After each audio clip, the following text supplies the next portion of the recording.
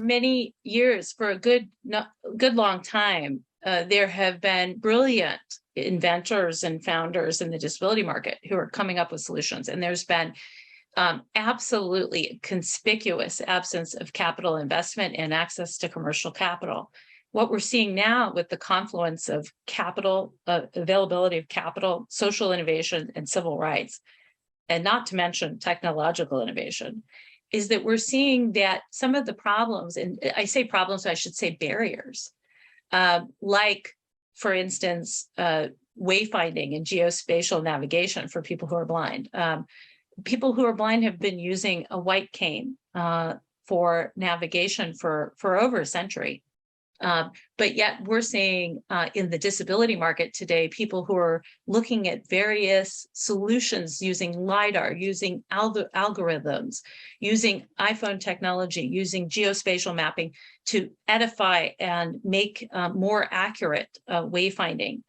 They're not doing it in a vacuum. They're working shoulder to shoulder with the organized blind movement to find these solutions to make a barrier like that to employment and to economic participation, to remove those barriers.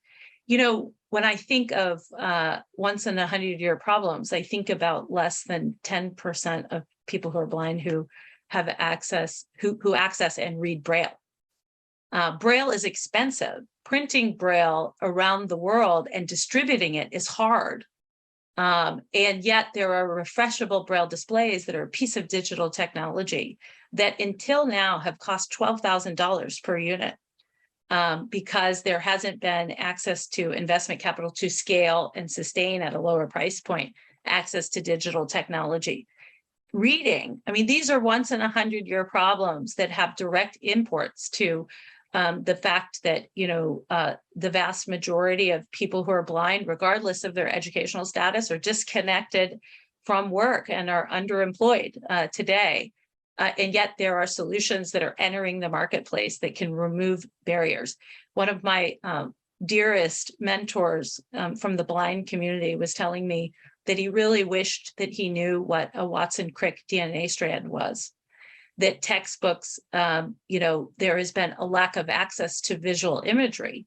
And so entering the medical professions has been difficult for the organized blind movement because of the lack of access to Braille.